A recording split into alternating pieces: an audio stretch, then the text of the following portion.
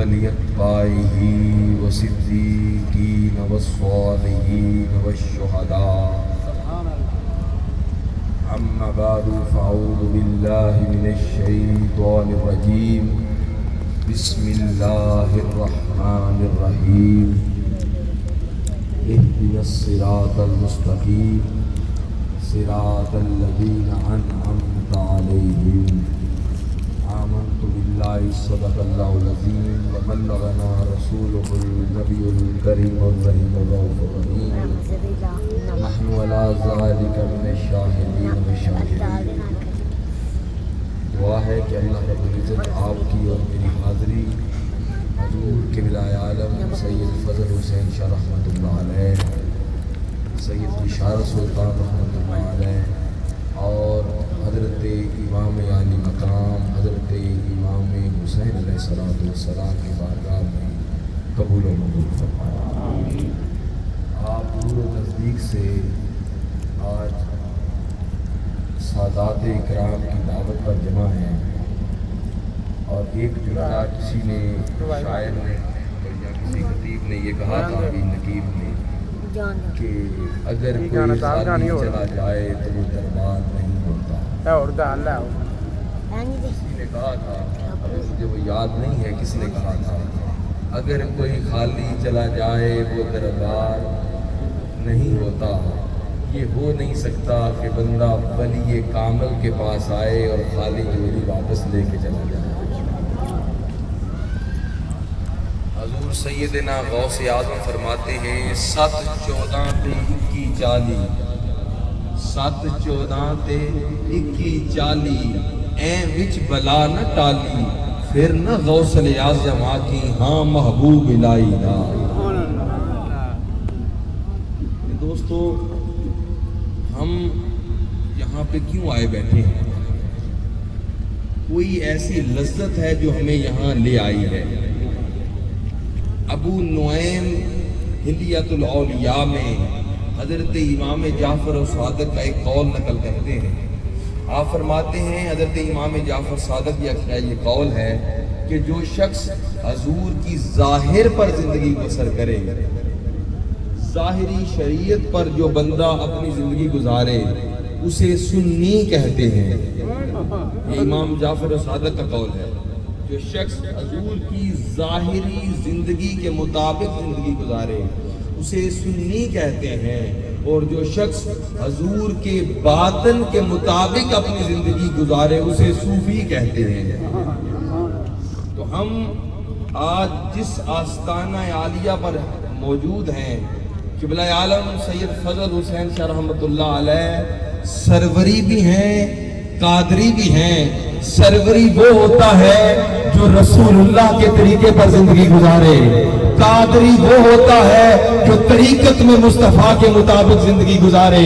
ہم اس شریعت کے علمبردار کے آستانے پر ہیں جس کی ظاہری صورت بھی شریعت مصطفیٰ پر تھی، جس کی باطنی صورت بھی شریعت مصطفیٰ پر تھی. سبحان اللہ.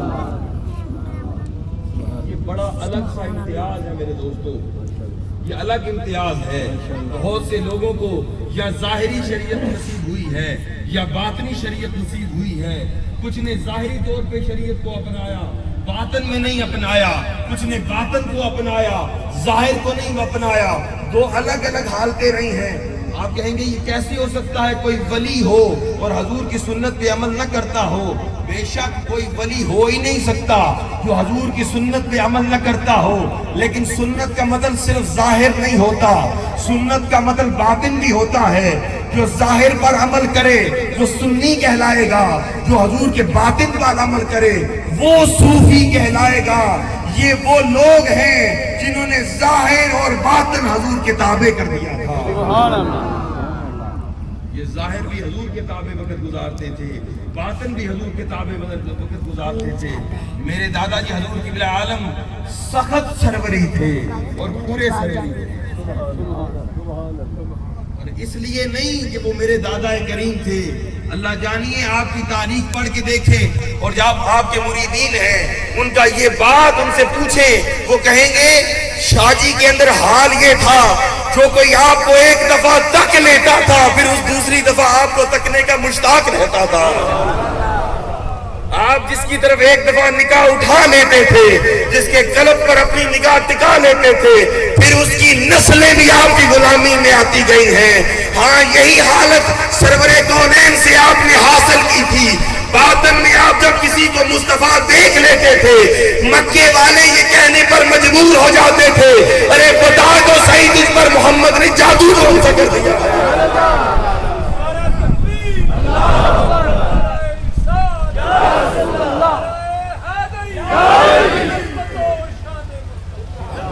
اور جو میرے تایا جی حضرت سید فضل حسین شاہ رحمت اللہ علیہ کے بڑے صاحبزادے سید بشارت سلطان رحمت اللہ علیہ کی صحبت میں رہے ہیں، یا جنہوں نے آپ کے ساتھ وقت گزارا ہے، وہ یہ بات کہیں گے کہ آپ کا باطن بالکل رسول اللہ کے طریق پر تھا۔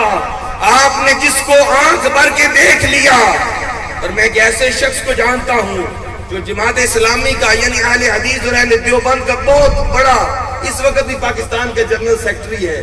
میری ملاقات اس سے ہوئی تو اس نے کہا خدا کی قسم اٹھاتا ہوں ساری عمر اولیاء اور پیروں کو غلط کہتا رہا ہوں، ایسی طریق میں ہوں جہاں یہ کہتا ہوں یہ ڈھونگ ہے، یہ فراڈ ہے، یہ سب کچھ دغا بازی ہے، لیکن قسم اٹھا کے کہتا ہوں سیدی بشارت سلطان کے ساتھ میرے 6 سال گزرے ہیں، میں نے اس ولی کامل کو 6 سال میں دیکھا، جو چاہتا تھا وہ کرتا چلا جاتا تھا، جو مزاج میں آتا وہ ہو جاتا، جو ارادہ کرتا رات کو سوتا صبح تک اللہ تکمیل کر دیتا۔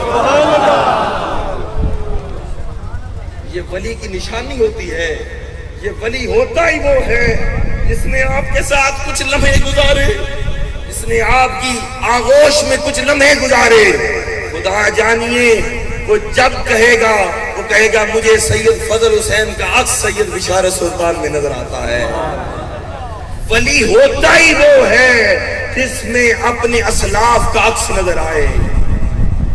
ولی ٹوپی پگڑی کا نام نہیں ہے، جبے دستار کا نام نہیں ہے، چلے وظیفے کا نام نہیں ہے، پیسے اور بنگلے کا نام نہیں ہے، بنگلے اور گاڑی کا نام نہیں ہے۔ ولی کہتے اسے ہیں جو مزاج میں، جو کردار میں، جو گفتگو میں، جو عکاس میں، جو اپنی نظر میں، جو اپنی شوبت میں، جو ہر چیز میں جس طرح مصطفیٰ کریم نے گزاری اسی طرح زندگی گزارتا آگے چلا جائے۔ حاضرین محترم، دنیا میں لوگ یہ 3 باتیں میں نے کرنی ہیں آپ کے سامنے، اور ان تینوں باتوں کے بعد میں اجازت چاہوں گا۔ دنیا میں لوگ 3 لذتوں کے پیچھے بھاگتے ہیں۔ دنیا میں ہیں ہی 3 لذتیں۔ کتنی لذتیں ہیں؟ 3 لذتیں ہیں، یہ میری بات یاد رکھیے گا۔ میری طرف متوجہ ہیں؟ دنیا میں 3 لذتیں ہیں میرے دوستو۔ یہ ایک لیکچر بھی ہوتا ہے، یہ آپ کو کیونکہ ہم اجتماعی طور پر سمجھانے کے لیے پھر آپ کو اتنی بڑی تعداد میں جمع نہیں کر سکتے۔ تو صوفی کا، اولیاء کا طریق یہ ہوتا ہے کہ وہ جس طرح امام ابن جوزی سے لے کر بڑے بڑے محدثین حضرت شیخ عبد القادر جیلانی رحمت اللہ علیہ، آپ کی ایک وقت کی مجلس میں 40 ہزار لوگ ایک وقت کی مجلس میں آپ سے تربیت حاصل کرتے تھے۔ اور آپ کا ولایت یہ ہے، اس وقت سپیکر نہیں تھے، اس وقت کوئی ساؤنڈ سسٹم نہیں تھا، لیکن میں نے امام ابن جوزی کی کتاب میں پڑھا ہے، فرمایا بغیر سپیکر کے عبد القادر جیلانی بولتے جاتے تھے، ہر شخص ان کی بات سنتا چلا جاتا تھا۔ اسے ولی کہتے ہیں۔ ولی کے لیے زبان کے امتیاز کی ضرورت نہیں ہوتی، یہ نہیں ہوتا وہ عربی ہے تو اجمی کو کیسے سمجھائے گا، وہ اجمی ہے تو فارسی کو کیسے سمجھائے گا، یہ امتیاز ہوتا ہی نہیں ہے۔ یہ ہم جیسے گونگوں کے لیے ہے، ہم وہ لینگویج استعمال کرتے ہیں جس سے لوگ سمجھتے ہو۔ جسے ولی کہتے ہیں وہ تو جانوروں پہ نظر ڈالے تو جانور غلام ہو جاتے ہیں، وہ تو ہوا پہ نظر ڈالے تو ہوا غلام ہو جاتی ہے، وہ جس چیز کو دیکھتا چلا جائے۔ حال یہ ہوتا ہے وہ ارادہ کرتا ہے، رب کہتا ہے میں دوسرا لمحہ تب کرتا ہوں جب اس کی دعا قبول۔ یہ वली की निशानियां हैं। और सही बुखारी और मुस्लिम में बड़ी बड़ी हैं ये हदीसें। मैं आपको टोपी और दस्तार की बात नहीं करता, मैं आपको सीरत मुस्तफा की बात कर रहा हूँ। सारे मिलकर एक जुबान होकर कहें अल्लाह अल्लाह अल्लाह, सीने फट जाए और ऐसी आवाज गूंजे कि आज सैयदी फजल हुसैन फरमाए, हाँ मेरे आस्थाने पर मेरे मुरीद और मेरे सालिक आकर बैठ गए हैं।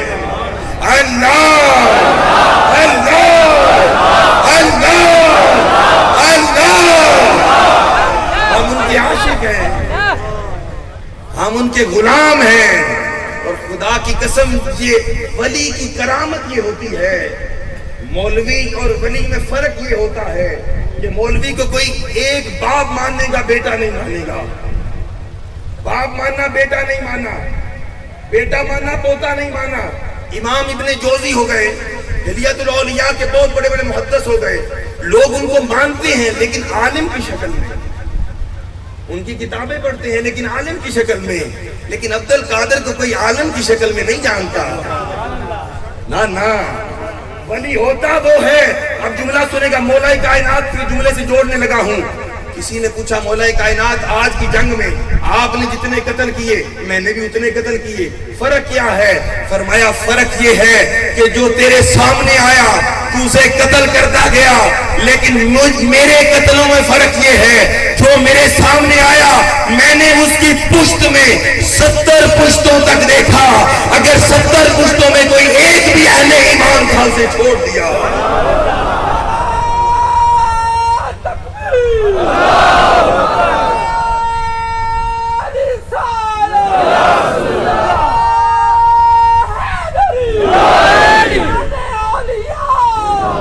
वली कहते उसे हैं जो लोगों की नब्जों पर हाथ रखने का इख्तियार रखता हो, जिसकी निगाह से कोई हिल न सके। और आपका मिजाज याद रखिएगा, वली के पास जब तक आप अदब नहीं सीखेंगे। हज़रत गजाली से किसी ने पूछा तसव्वुफ क्या है? इमाम गजाली से किसी ने पूछा तसव्वुफ क्या है? आपने फरमाया अदब अदब अदब और अदब। उसने कहा हुजूर मैंने आपसे तसव्वुफ पूछा है। फरमाया तुझे बताया नहीं है, बस अदब ही तो है। जब शरीयत, जुमला सुनिएगा, जब शरीयत में अदब पैदा हो जाए तो बंदा सूफी हो जाता है। बस शरीयत में अदब पैदा हो जाए तो उसे सूफी कहते हैं। तो हाज़रीन मोहतरम, 3 लज्जतें समझानी है मैंने आपको। पहली लज्जत, 15 मिनट की मेरी बात हो गई और 10 मिनट में खत्म कर दूंगा। पहली लज्जत, जिसे लज्जते जिस्मानी कहते हैं। क्या कहते हैं? लज्जते। सारे बोले अल्लाह। आप मेरे साथ बोलेंगे, ठीक है? आप मेरे बिल्कुल कमरे छोड़ दें और मेरे साथ बोलने, बिल्कुल मेरी तरफ मुतवज्जी हो और मुझे देखते रहे। नंबर 1 लज्जते जिस्मानी, लज्जते। दूसरी लज्जत होती है लज्जते ख्याली, लज्जते ख्याली। तीसरी लज्जत होती है लज्जते रूहानी, लज्जते। 3 लज्जतें हैं जनाबे वाला। इनमें से जो पहली 2 लज्जतें हैं वो इंसानों में भी हैं और जानवरों में भी। पहली 2 लज्जतें इंसानों में भी हैं और, लेकिन तीसरी लज्जत सिर्फ इंसानों में है, इसीलिए इंसान अशरफुल मखलूकात। अब जरा गौर के सुनिएगा। पहली लज्जत क्या है? आप सारे इस लज्जत के लिए जिंदा है। अच्छा खाना, बीवी, मकान, घर, इज्जत, शोहरत, बुलंदी, इसी के लिए जिंदा है। सुबह से लेकर शाम तक मजदूरी क्यों करते हैं? पैसे मिलेंगे। पैसे क्यों कमाना चाहते हैं? घर सुकून से गुजरेगा। घर सुकून से क्यों गुजारना चाहते हैं? बीवी बच्चों की जरूरियात पूरी होगी। बीवी बच्चों की जरूरियात क्यों पूरी करना चाहते हैं? आप सुकून से दुनिया में रहना चाहते हैं। सुकून से दुनिया में क्यों रहना चाहते हैं? क्योंकि आपको अल्लाह ने साहिब इज्जत बनाया है। आप इज्जत वाली जिंदगी गुजारना चाहते हैं। ये पूरे का पूरा सर्कल है, एक दायरा है। आप मजदूरी क्यों करने जाते हैं? आप जिम्मेदारी क्यों करते हैं? आप तन्हाएं, आप बाहर के मुल्क में क्यों जाते हैं? پیسہ کمانے کے لیے. پیسہ کیوں کماتے ہیں؟ گھر میں عزت ہو. عزت کیوں ہو؟ سکون آئے. سکون کیوں آئے؟ بچے اچھی تعلیم یافتہ ہو جائیں, کل کو وہ کسی کے محتاج نہ ہو. یہ ساری کہانی ہے جس کے پیچھے ہم سارے بھاگ رہے ہیں. ایسا ہی ہے. اسے کہتے ہیں لذت جسمانی. لذت جسمانی ہر کوئی. اور یہ بری بات نہیں ہے کہ اللہ نے خود ہمارے جسم میں یہ لذت رکھی ہے. آگ, پانی, مٹی, ہوا, یہ 4 عناصر جو ہیں یہ لذت جسمانی پیدا کرتے ہیں, جسے حرص, شہوت, تکبر اور غصہ کہا جاتا ہے. اس سے لذت جسمانی پیدا ہوتی ہے. آپ کسی سے لڑتے کیوں ہیں؟ کیونکہ آپ کی عزت بڑھ جائے. آپ اپنی تعریفیں کیوں کرتے ہیں؟ کیونکہ آپ بڑے نظر آئیں. آپ اچھے کپڑے کیوں پہنتے ہیں؟ کیونکہ آپ عزت والے محسوس ہوں. یہ 4 لذتیں ہیں جس کے پیچھے آپ بھاگتے رہتے ہیں. ہر کسی بندے کو اس کی ضرورت ہے. یہ بات سمجھ آ گئی؟ اب اگلے دوسرے جملے وقت تھوڑا ہے نا, اس لیے آگے چلتے ہیں. لذت خیالی. دوسری لذت کسے کہتے ہیں؟ لذت خیالی. لذت خیالی جس بندے کو لگ جائے, جس بندے کو بھی لذت خیالی لگ جائے, وہ لذت جسمانی بھول جاتا ہے. جسے لذت, بہت قیمتی گفتگو ہے, جسے لذت خیالی لگ جائے اسے لذت جسمانی بھول جاتی ہے. مثال کے طور پر آپ کو خیالی لذت آ گئی کہ آپ نے MNA بننا ہے. MNA بننا کوئی چیز نہیں ہے, ایک خیالی لذت ہے کہ میں علاقے کا سردار بنوں گا. کیا کیا؟ پیسہ بھی لٹایا, سکون بھی لٹایا, لوگوں کے جا کے ترلے بھی کیے, اپنے پیسے لوگوں پر لگائے, لوگوں کے کھانے پکائے, ترلے کیے لوگوں کے. کیوں؟ کہ میں MNA بن جاؤں. اصل میں آپ لذت خیالی چاہتے ہیں. سمجھ رہے ہیں؟ اب سنیے گا اگلا. ایک بچے کو لذت خیالی لگ گئی کہ اس نے بورڈ میں پہلی پوزیشن حاصل کر لی. اس کے دماغ میں یہ کیڑا پڑ گیا کہ میں نے بورڈ میں پہلی پوزیشن حاصل کر لی. اس کی راتیں بھی گئیں, اس کا سونا بھی گیا, اس کا سکون بھی گیا, اس کا کھانا پینا بھی گیا, اس کا ہر چیز بھول گئی. کیوں؟ کیونکہ وہ چاہتا ہے کہ میں بورڈ میں پہلی پوزیشن حاصل کر لوں. پہلی پوزیشن حاصل کر کے اسے ملے گا کیا؟ لذت خیالی. کیا ملے گا؟ لذت. ایک ایوارڈ ہے, ایوارڈ کی کوئی قیمت نہیں ہے, کوئی چھوٹا سا ایوارڈ ہے, ایوارڈ کی کوئی قیمت ہے. اصل میں خیال میں لذت ہے. جس طرح محمد علی کلے تھا یا کوئی باکسر ہے, اسے یہ لذت لگ گئی کہ میں نے ورلڈ چیمپئن بنتا ہوں. مار کھا کھا کے, مکے کھا کھا کے, منہ لہو لہان, کھا کھا کے مکے. او بھائی تو ٹکر کھا, سکون کر, بستر پہ جا, کیوں نہیں جاتا؟ اسے کہا تمہیں کیا خبر, میں لذت خیالی کے پیچھے بھاگ رہا ہوں. لذت خیالی کے پیچھے بھاگ رہا ہوں, اور جب تک مجھے یہ لذت نہیں ملے گی تب تک میں چین سے. جس طرح تیراک ہے آج کل, پہاڑوں کی چوٹیوں سے اوپر 500 700 فٹ اوپر سے چھلانگ لگاتے ہیں سمندر میں. ہر کوئی موت سے بھاگتا ہے, وہ موت کو ماسی کہہ کے سمندر کے اندر چھلانگ لگاتے ہیں. ان سے پوچھو بھائی مر جاؤ گے؟ وہ کہتے ہیں مر تو جائیں گے پر نام تو رہے گا نا. مر تو جائیں گے پر یہ کیا لذت ہے؟ لذت. یہ جانوروں میں بھی ہے یہ لذت. ایک دو مثال دیتا ہوں. دوسری لذت جو ہے اسے کہتے ہیں لذت خیالی, یعنی کہ یہی لذت اللہ نے جانوروں میں بھی رکھی ہے. دماغ کے اندر ایک خمار پیدا ہو جاتا ہے, یعنی کہ جس طرح آپ شکاری کتا ہوتا ہے, جسے تازی کتا بھی کہتے ہیں, تو شکاری کتے کو جو ٹرین ہو جاتا ہے, ہو نسلی, ہو ٹرین یافتہ, تو کیا کہتا ہے جب اس کا مالک تیر لگاتا ہے اور کوئی جانور پرندہ مارتا ہے تو تازی کتا 3 دن کا بھی بھوکا ہو تو بھاگتا ہے جا کے گوشت کو منہ میں ڈال کے آ کے اپنے مالک کے قدموں میں رکھتا ہے. اب لذت جسمی کہہ رہی تھی تجھے بھوک لگی ہے, گوشت تیرے منہ میں ہے, کھا لے. کیا چیز ہے جو اسے گوشت کھانے نہیں دیتی؟ وہ لذت خیالی ہے. نہیں نہ گوشت کھاتا, بھوکا بھی ہوتا ہے. کیا کرتا ہے؟ آ کے اپنے مالک کے پیروں میں گوشت رکھ کے منہ کھول کے اس سے شاباشی چاہتا ہے.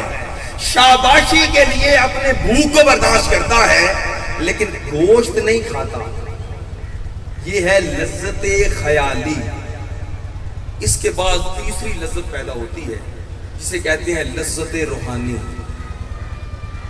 जिस तरह लज्जत ख्याली आई तो लज्जत जिस्मानी गई, इसी तरह जब लज्जत रूहानी आ जाती है तो लज्जत ख्याली भी जाती है और लज्जत जिस्मानी भी चली जाती है। आप कहेंगे जी उसकी कोई मिसाल लें। उसकी मिसाल हम शुरू करते हैं हजरत आदम अलैहिस्सलाम से। जब आदम ने कहा ऐ अल्लाह मैं तुझे देखना चाहता हूं, तो रब ने फरमाया तू मुझे देख नहीं सकता, जल जाएगा। तो कहा जल तो जाऊंगा पर तुझे तो तक लूंगा। वो जो तकने की लज्जत थी वो लज्जत रूहानी थी कि जब हजरत मूसा ने रब से इल्तिजा की तो खुदा ने जब तजल्ली फेंकी, मूसा बेहोश हो गए और बाकी कौम 40 के 40 लोग जल के सवा हो गए। कौन सी लज्जत थी जो मूसा को जलने पर मजबूर कर गई? वो लज्जत रूहानी थी। कौन सी लज्जत थी? लज्जत रूहानी। बताएं इब्राहिम ने आग में छलांग क्यों लगा दी? इब्राहिम ने आग में छलांग ना ही जिस्मानी लज्जत के लिए थी ना ही ख्याली लज्जत के लिए थी।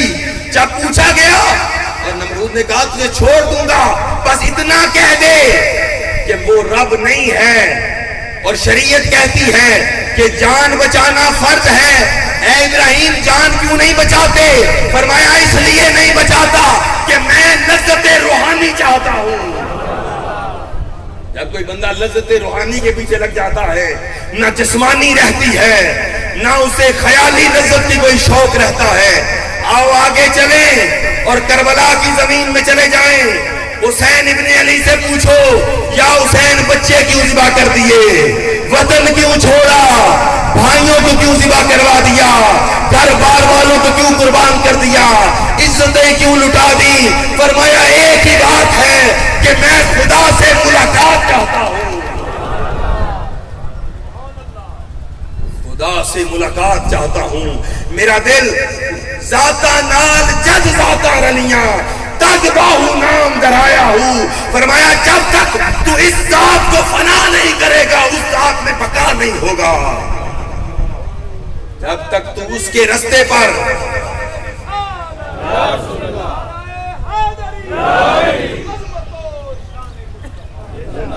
तो लज्जत रूहानी जिस शख्स के अंदर पैदा हो जाए।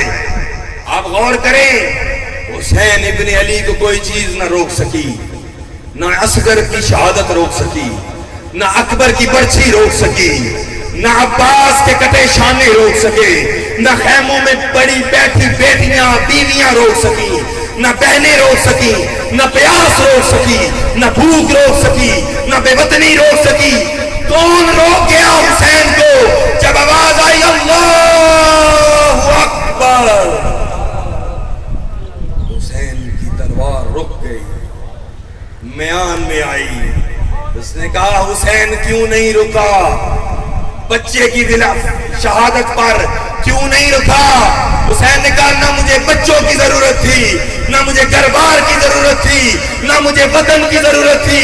मुझे जरूरत थी तो रब की जरूरत थी और उसकी जात की जरूरत थी। ये लज्जत रूहानी है। और रब याद रखिएगा, जुमले खत्म हो गए मेरे, वक्त क्योंकि किल्लत है और मौजू बड़ा तवील है। इतना याद रखें कि जब कोई बंदा जितनी लज्जत रूहानी पा लेता है, जितनी लज्जत पा लेता है, अल्लाह उतनी बका दे देता है उस बंदे को। जितनी लज्जत हासिल कर लेता है, जितनी कुर्बानी दे देता है, बदले में इंसान को खुदा उतनी बका दे देता है। जब हुसैन ने कुछ न बचाया और सब कुछ ज़िबा कर दिया और करवा दिया और अपनी गर्दन कटवा दी, ऐ अल्लाह क्या मिलेगा हुसैन को? फरमाया तकदीर बदल दूंगा, निजाम बदल दूंगा, कानून बदल दूंगा, असूल बदल दूंगा। कैसे बदलेगा? फरमाया लोग जिंदा रहकर बोलते हैं, ये कटे वजूद के साथ बोलना शुरू कर देगा। मैं बता दूंगा जब कोई लज्जत रूहानियत के लिए कुर्बान होता है मैं उसे बका कर देता हूं। हाज़रीन मोहतरम, हम हजूर क़िबला आलम سید فضل حسین شاہ رحمت اللہ علیہ، سید بشارت سلطان رحمت اللہ علیہ، اور چہلم میں حضرت امام عالی مقام حضرت امام حسین علیہ السلام کے چہلم پر نہ ہی لذت جسمی لینے آئے ہیں، نہ ہی لذت خیالی لینے آئے ہیں، ہم تو قربانی دے کے اپنے کاروبار کی، اپنے وقت کی، اپنے بزنس کی، سب چیزوں کی قربانی دے کر آئے اس لیے ہیں کہ ہمیں لذت روحانی کا کچھ قطرے نصیب ہو سکے۔ آپ بھی اسی رستے پر کار بند ہیں، کوئی بہاولپور سے آیا ہے، کوئی شیخ پورہ سے، کوئی لاہور سے، کوئی سرگودا سے، بھائی جس کے ساتھ تعلق ہوتا ہے بندہ تشہیر اسی کی کرتا ہے، جس کے ساتھ تعلق ہوتا ہے بندہ نام اسی کا لیتا ہے، جس کے ساتھ تعلق ہوتا ہے نسبت اسی کے ساتھ رہتی ہے۔ آج آپ نے حسین کے لیے وقت نکالا ہے، آج آپ نے اپنا رزق حسین کے لیے قربان کیا ہے، آج آپ نے اپنا وقت حسین کے لیے قربان کیا ہے۔ کبھی ممکن نہ سمجھنا، کبھی غلط اس بات پر خیال نہ لے آنا کہ تم ضائع کر گئے، نہ تم ضائع نہیں کر سکے، تم اسی رستے پر ہو جس رستے پر موسیٰ تھے، اسی رستے پر ہو جس رستے پر ابراہیم تھے، اسی رستے پر ہو جس پر اسماعیل تھے، اسی رستے پر ہو جس پر خاتم المرسلین تھے، اسی رستے پر ہو جس رستے پر حسین تھے، اور اسی رستے پر ہو جس رستے پر حضرت سلطان باہور ذات یاؤ فنافی تھے۔ اللہ رب العزت ہمیں اس لذت کی دھن پہچاننے کی توفیق عطا فرمائے اور اسی لذت میں موت نصیب فرمائے۔ وآخر دعوانا ان الحمد للہ رب العالمین۔